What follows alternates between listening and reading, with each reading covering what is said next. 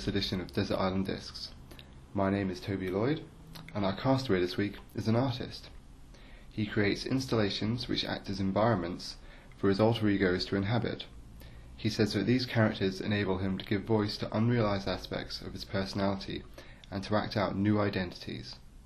By creating situations where these alter egos can interact, he is simultaneously able to be the ventriloquist and the dummy. The work aims to question how we perceive the world around us by blurring the boundaries between fantasy and reality. He is Toby Phips Lloyd. Hello, Toby. Hello.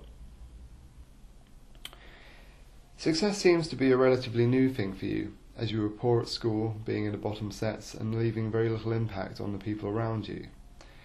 In fact, even with your most recent and modest success, it's difficult to see why you're actually on Desert Island Discs at all. Your work hasn't been bought by Charles Saatchi, you haven't been nominated or won the Turner Prize. Why are you here? Oh, well, you invited me here.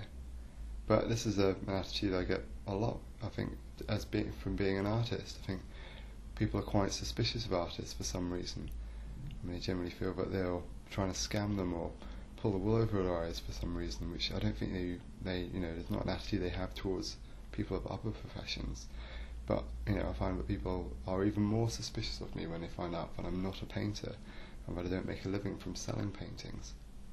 I guess a lot of people think that artists are egomaniacs. Your work says it explores the notions of identity, but it always seems to be your identity, no one else's. Why is that? Are you a vain person? Well, I'd like to think that I'm not a very vain person, but I think we all are to a certain degree. But the main reason I got interested in doing self-portraiture was because I had access to myself all the time, and I realised that I'd be a much more obedient model than someone else. I'd get myself to do whatever I wanted, and I wouldn't necessarily complain about how I looked. I'd do what was needed for the image or for the work. And I got interested in how people represent themselves in images, or especially for posing for pictures and stuff like that. And the more portraits or the more work I made with myself in it, the more I became removed from the person in the image, or I felt when I was looking at these images that I was, maybe in the third person. And an interesting dialogue started to emerge between the artist and the model. So you felt as if you were having a conversation with yourself. Exactly. And I think we all talk to ourselves to a certain degree from time to time. But this conversation which I was having made me think of that book, The Dice Man. Oh, by Dr. Luke Reinhardt. That's right. But actually that wasn't his real name. It was a pseudonym.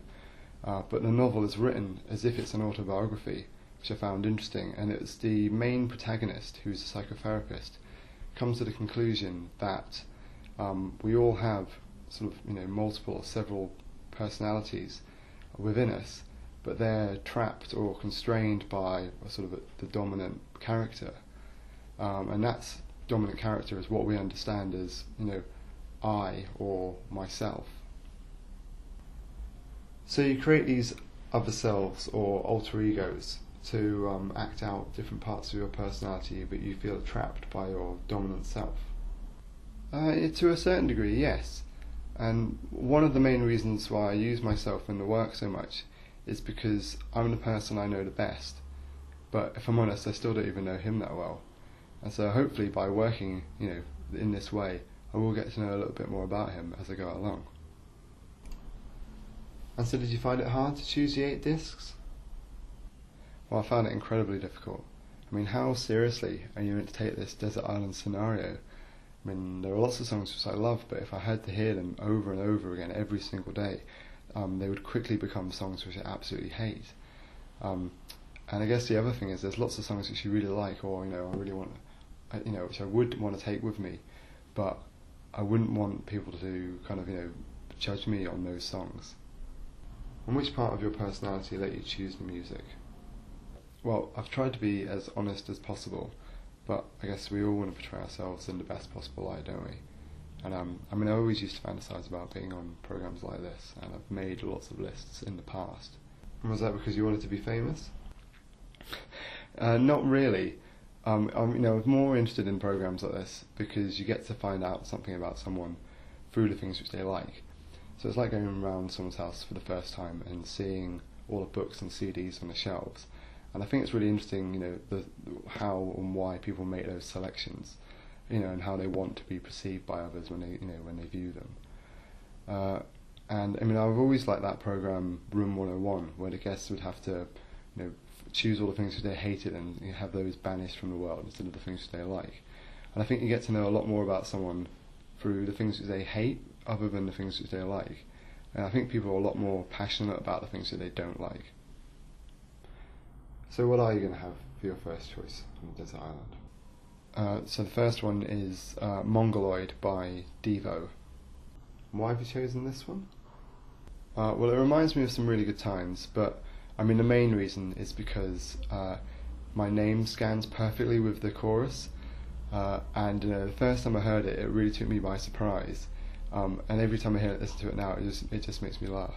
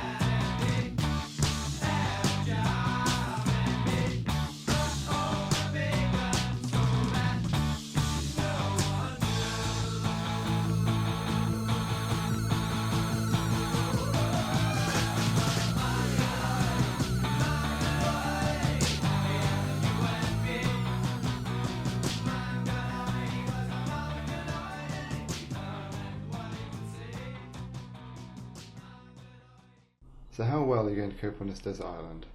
Do you think you'll be able to endure the solitude? Yeah, I think it's strange that it's always seen as a punishment or a bad thing. I like to think of it as, as if I'm escaping to a desert island instead of being stranded there.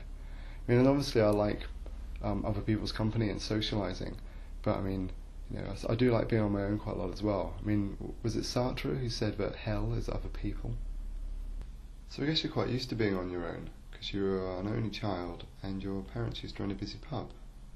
Yeah, that's right. The pub was quite small and we lived above it, and so we didn't have a front room or a lounge, and we shared the kitchen with the cooking staff.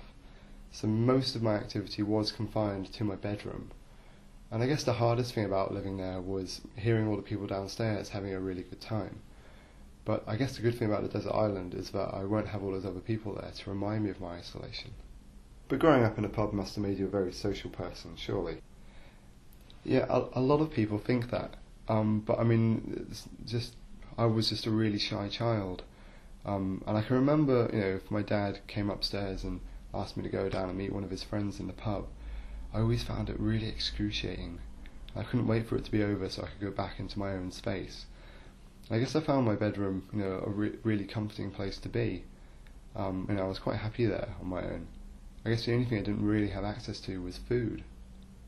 Is that why you're such a fussy eater? Yeah, I guess so. I mean, I was able to avoid a lot of food that I didn't like, or that I thought I wouldn't like. And I guess as the years went on, this probably developed into a fear of food. And it did take me a really long time to realise sort of how much negative energy I connected to food, and the sort of the impact it's had on me overall. So what is your favourite kind of food then?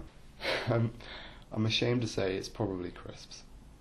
There won't be any crisps on the island, so how will you survive on the island without any crisps? I guess I can survive without crisps as long as there's fish, and as it will be a desert island, I'm assuming there'll be an abundance of fish, so I'll be able to get by with that. It would be nice if there was chips as well, but I think I can live with just fish on its own. So time for some more music. What's your second record? Child Psychology by Black Box Recorder. And why do you want to take this one with you? It's not the main subject matter of the song, but the chorus is the reason why I chose it. I find it really uplifting, and it always makes me laugh, mainly because it's so true.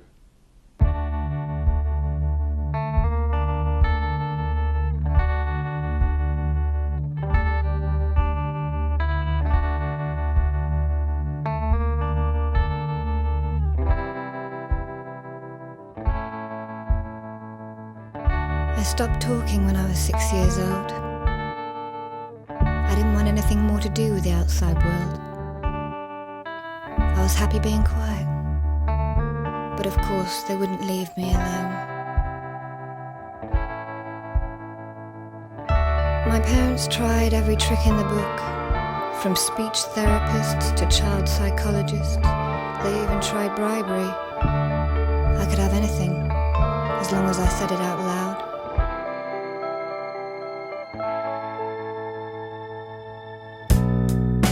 Life is unfair. Kill yourself or get over it. Life is unfair. Kill yourself or get over it. Of course, this episode didn't last forever. I'd made my point and it was time to move on. To peel away the next layer of deceit and see what new surprises lay in store. My school reports that I showed no interest, a disruptive influence. I felt sorry for them in a way. And when they finally expelled me, it didn't mean a thing.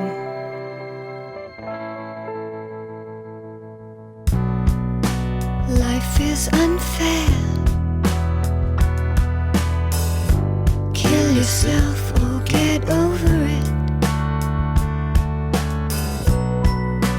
Life is unfair. Kill yourself or get over it.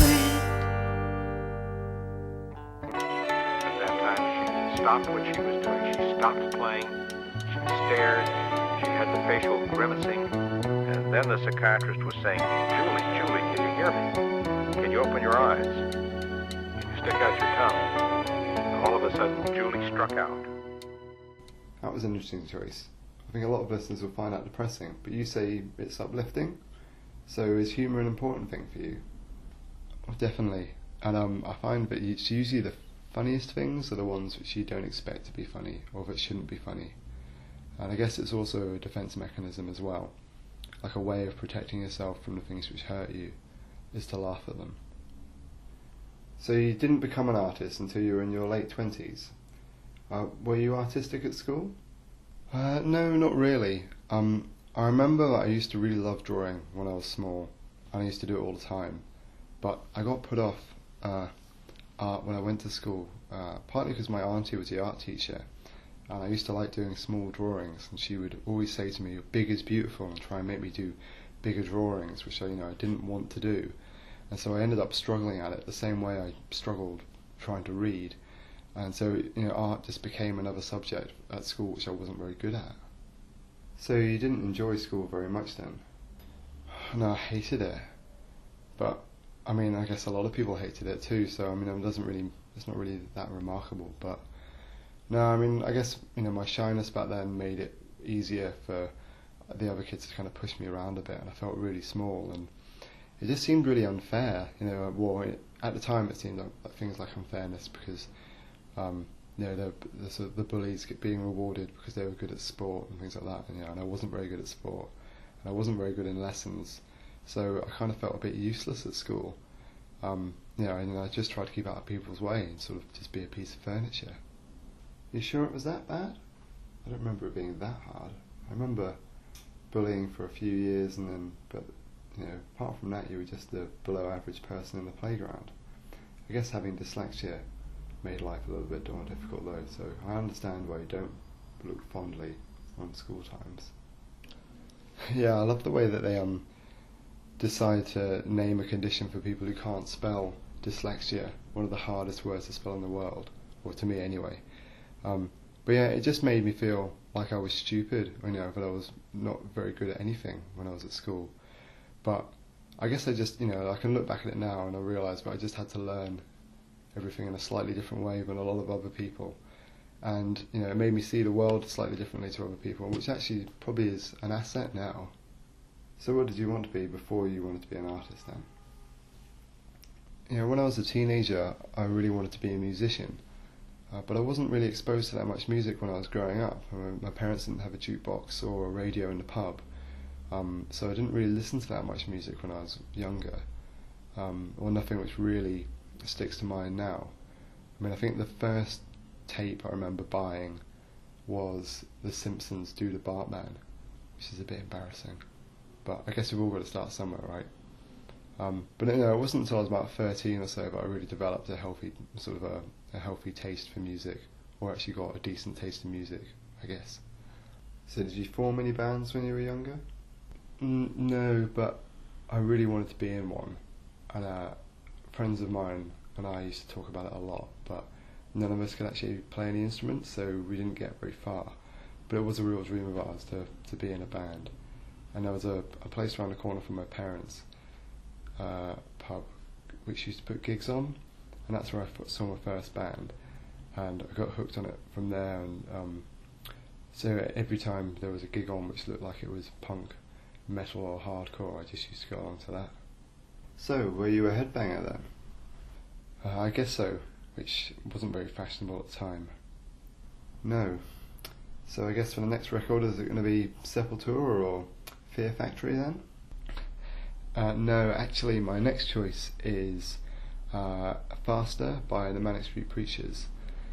They were the first band I totally fell in love with, and I remember going out and buying this the day it came out and being really pleased with myself. I think this is probably maybe the first cool record that I bought.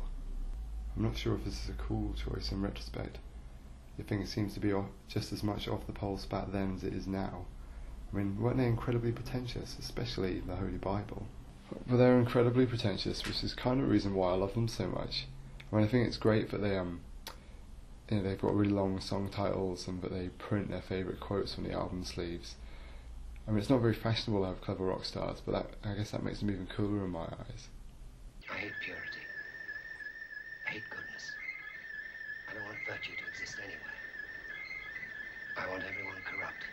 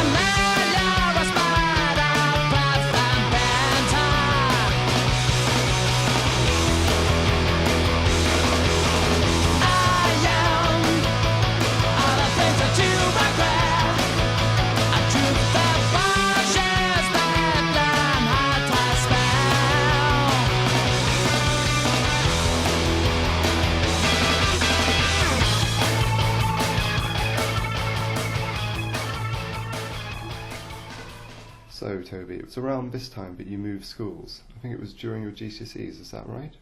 That's right. It was a really important moment for me, and felt like a point of separation where I was able to leave something behind. And so I went to a really good sixth form college and did my GCSEs in 1 year, and then went on to do my A-levels there as well. And it was completely different to all my other experiences as a student. I remember the staff talking to you as if you were an adult for a start, and all the first time I experienced people in authority actually caring about what I had to say. And so was this when you started becoming interested in art then? Yes and no. I did a GCSE in photography, and it was the first time I was able to be creative in a subject at school and actually be good at it. And it was this point I realised that I wasn't completely stupid and that I could actually achieve things. But you still weren't popular at school or super cool or anything like that, were you? No, that's right, I didn't suddenly become cool, but I wasn't the most unpopular kid at school either. And to be honest, that wasn't important anymore, not as much as it was at the last school anyway. But the best thing was that I met other people who shared my interests, which were outside of the mainstream.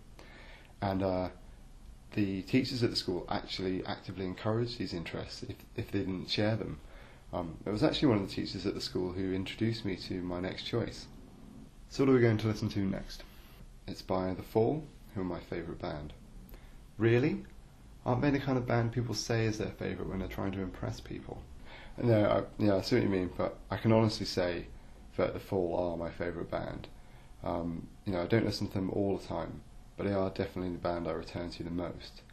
I love the fact that there's still so much more material out there which I haven't heard, but and the fact that the new albums sound just as good as the old ones. And when you see them live, they play the current material instead of just playing the greatest hits to please the crowd. I think it's good that Marky Smith does things his own way and it doesn't try to please anyone else. I've got a lot of respect for that. But he has been turned into a bit of a caricature by the media as this curmudgeonly old man. Yeah, he does a pretty good job of playing up to that, doesn't he? I mean, all the interviews he always sounds drunk or something like that.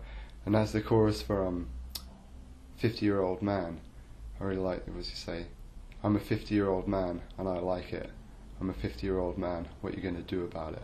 And I think that's great. Sort of celebrating, those sort of things.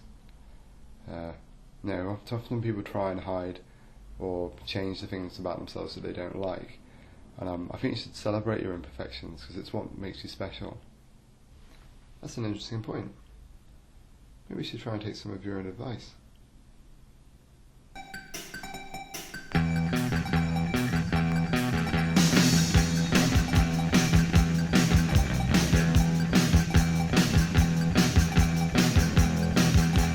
The man whose head expanded. The man whose head expanded was corrupted by Mr. Sociological Memory. Was corrupted by Mr. Sociological Memory Man. Could not get a carrier bag for love nor money. The man whose head expanded. Sounds like hiccup, huh? Sounds like hiccup, huh? Over.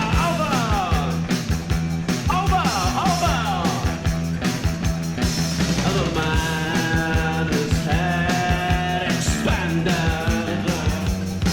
The soap opera writer would follow him around and use his jewels for TV prime time. The man whose head expanded.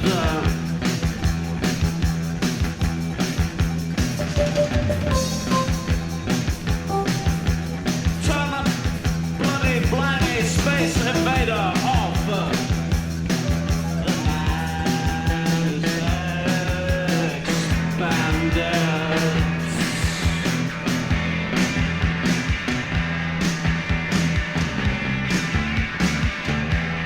Explained. The scriptwriter would follow him around. Of this he was convinced. It was no coincidence. The lager seemed poisoned. It was no matter of small consequence. no little pub incidents. A red-faced, false, jolly grapes and steal his jewels and put them in the mouths of big actor fools. Of this he was convinced. Sounds like hip-hop, huh? Sounds like a lot of hip-hop, huh? Over.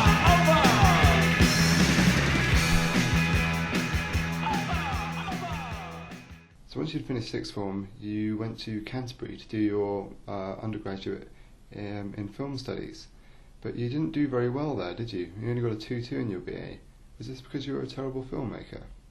Well, I hope it wasn't because of that, but I did find out what a complex process making films is, and and how many people you rely on to do it.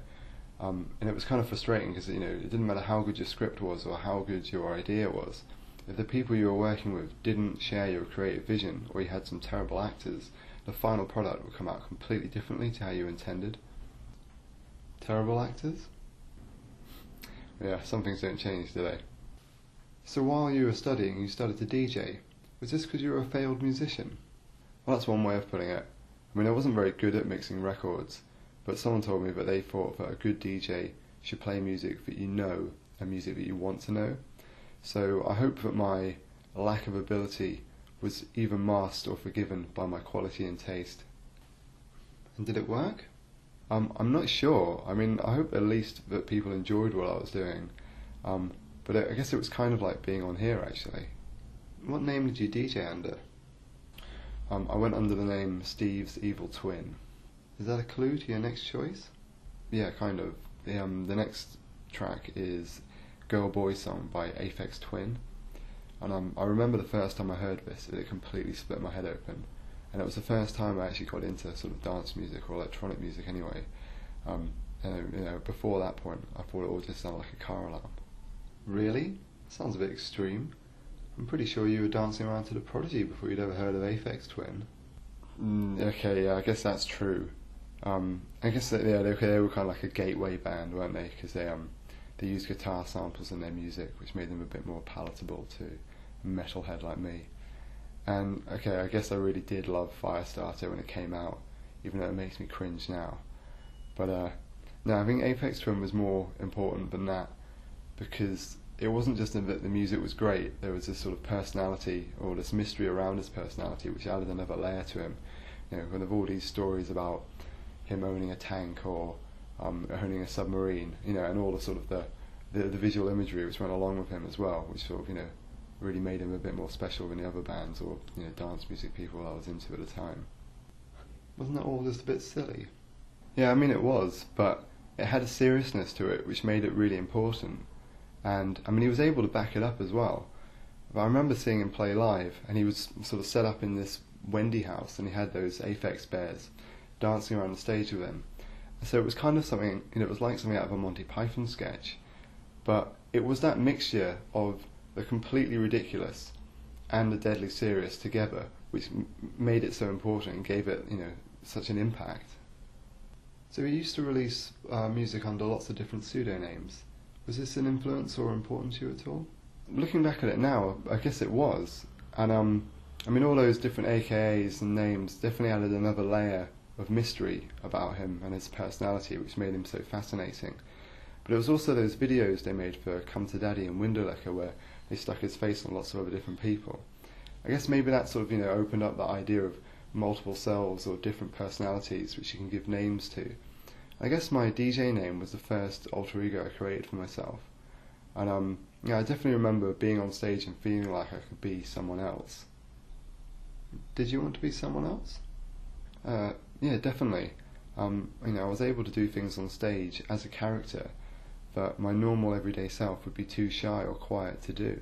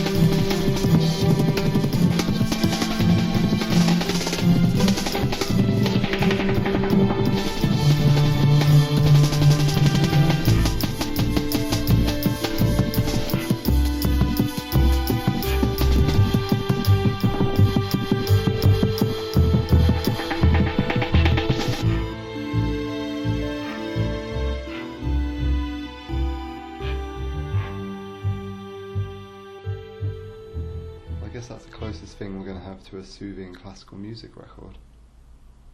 Now, I find this song really relaxing. It's because a friend of mine thinks we all got like an internal BPM counter, but mine's set to 200. BPM counter? It means beats per minute, and your normal pop record in the charts will be set to about 128 to 130 BPM. So mine's more like a GABA record, but I do find it really hard to relax. I guess your next choice isn't very relaxing either, is it? Yeah, it's probably not relaxing for most people, but it can be. Well, I find it relaxing sometimes, but also that's not necessarily why I listen to it either. But it's a song about sleeping sickness. It's El Dopa by Big Black, and it's from an album called Songs About Fucking. Yeah, I mean that album saved my life, I think.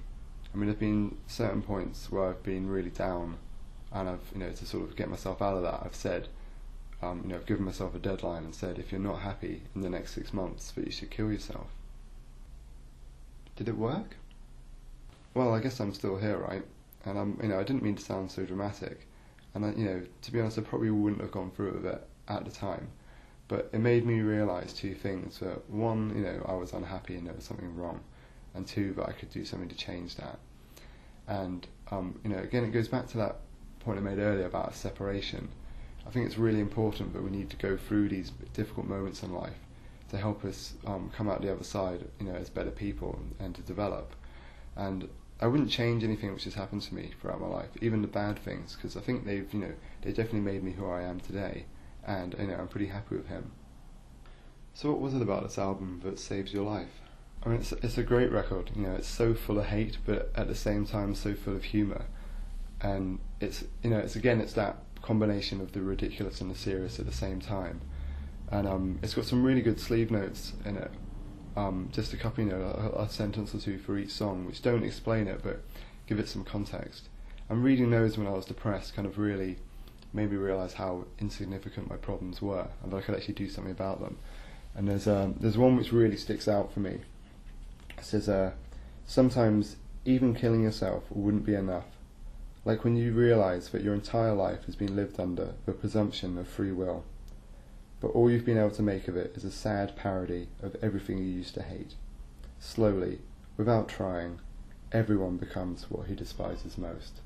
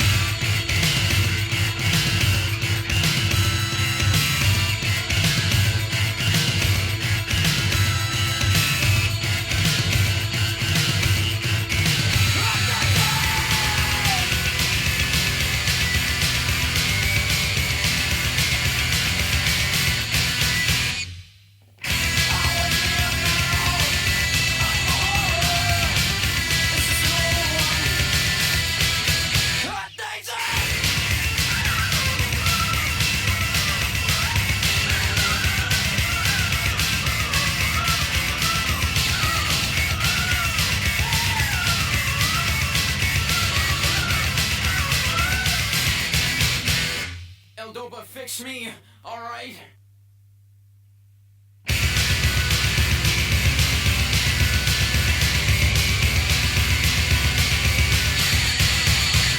So you've started painting a very bleak picture of yourself.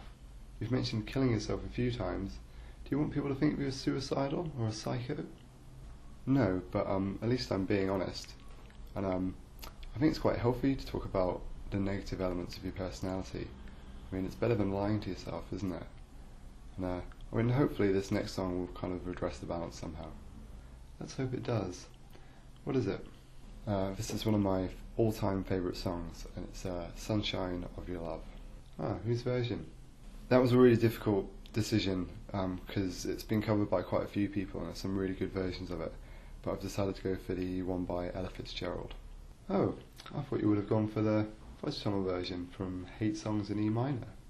Well, that was the first version of the song that I heard, and I absolutely love it, so I nearly went for it. But, like you've already pointed out, I've painted a sort of a hate-filled teenager image of myself so far, so I'm hoping to try and move away from that one with this version of the song.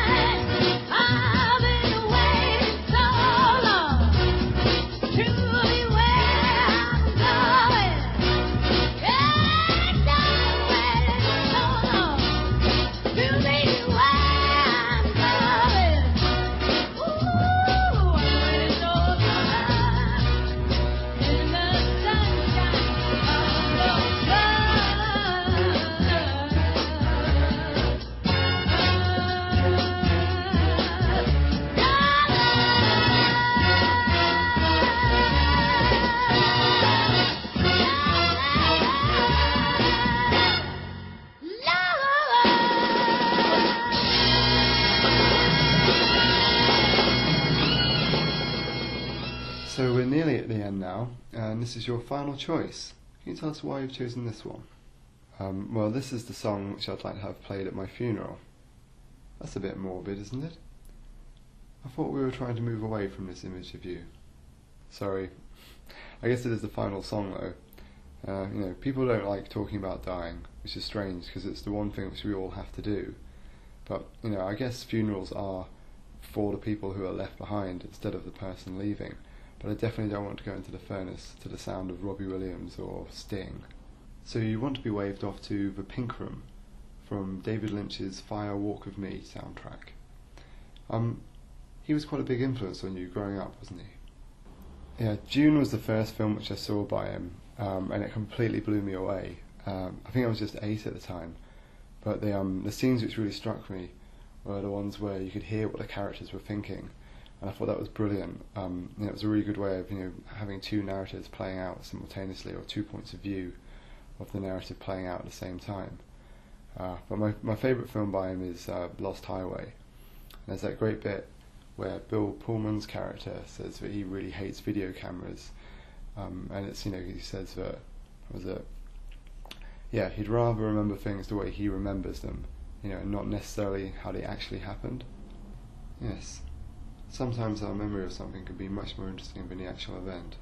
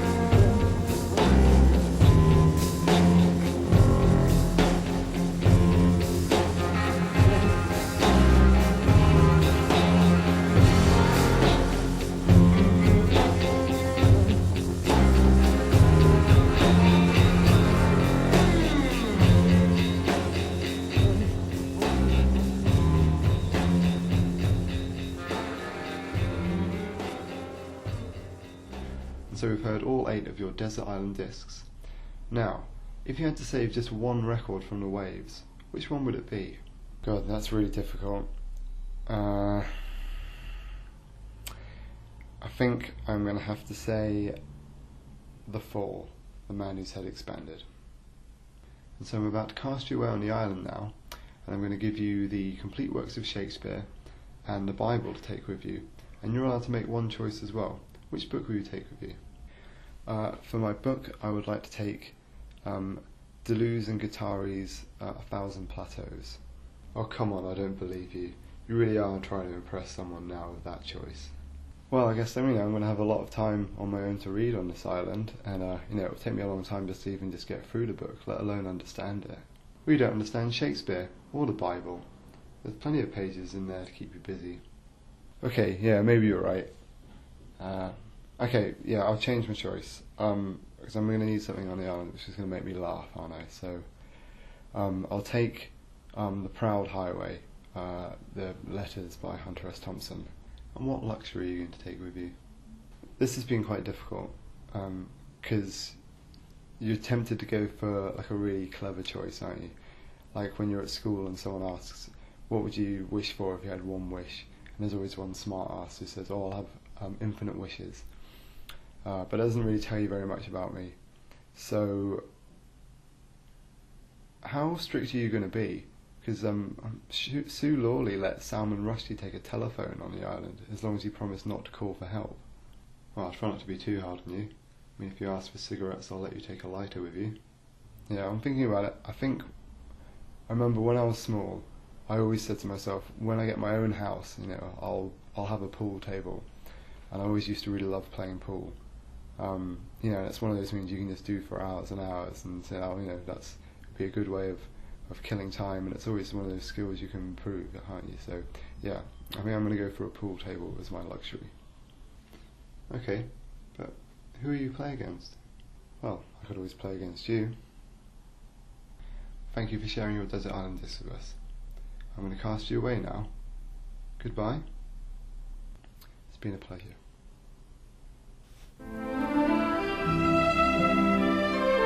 Thank you.